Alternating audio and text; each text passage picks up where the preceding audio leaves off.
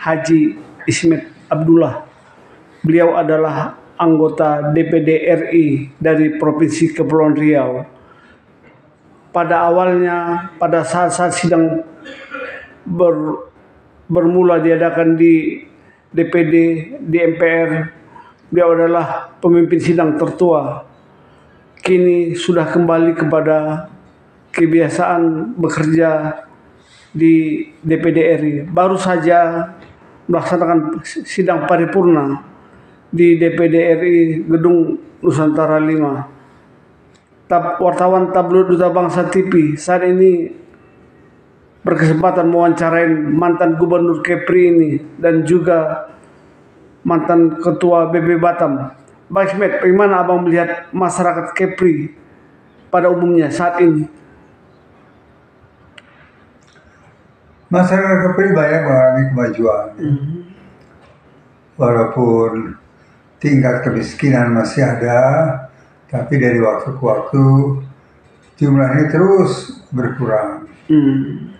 Investor pun semakin banyak masuk ke Kepulauan Riau. Mereka berusaha di berbagai bidang, perkebunan, perikanan, juga dalam bidang perkapalan, ya.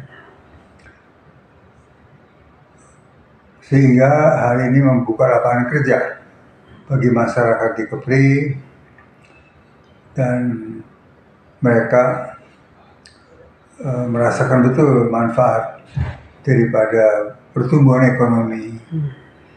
Luar biasa, Kepri mengalami kemajuan-kemajuan dan tingkat pertumbuhan ekonominya tergolong tinggi di Indonesia, yakni dalam 2 tahun terakhir ini rata-rata 7% meningkat pertumbuhan ekonominya. Tergolong tinggi untuk Indonesia. Itu kira-kira. Dalam konteks pariwisata, bagaimana pengamatan Abang melihat Kepri hari ini? Pariwisata mengalami banyak kemajuan, dan hal ini dapat dilihat dari jumlah turis yang masuk ke Batam senantiasa meningkat dari bulan ke bulan, ya. Luar biasa. Ini sangat menggembirakan dan juga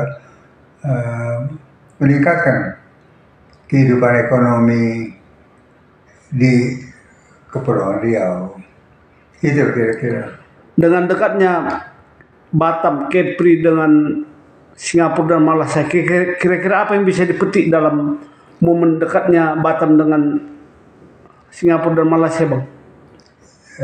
Kedekatan tersebut memberikan manfaat ekonomi yang tinggi sekali, antara lain pedagang-pedagang di Batam dan kepulauan lain di Kepri bisa berdagang di Singapura.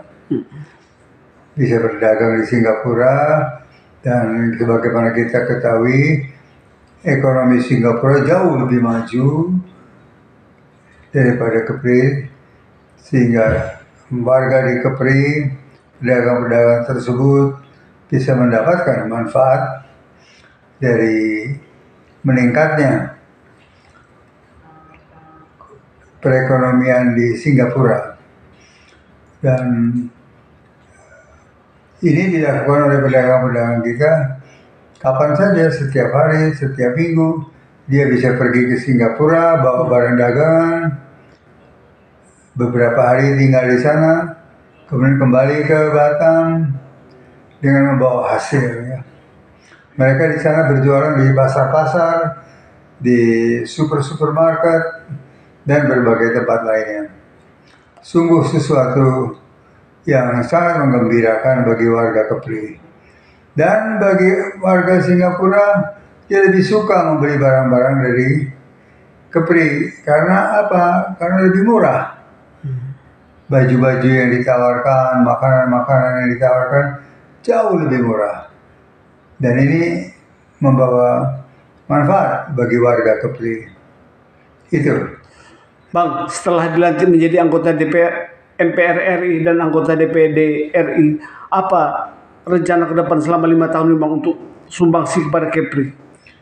Selama 5 tahun ke depan kita akan fokus untuk meningkatkan dukungan pemerintah pusat terhadap Kepri, juga untuk memperbaiki kondisi Kepri sendiri. Jangan sampai ada warga Kepri yang mengalami perlakuan yang kurang baik dari pemerintah setempat. DPD bisa melindungi mereka, dan juga kita menginginkan agar undang-undang Provinsi Kepulauan bisa cepat disetujui ya.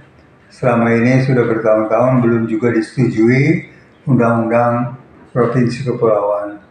Dan ini kita perlukan karena apa? Karena begitu luasnya kepulauan sehingga alat-alat transport menjadi mahal di sana.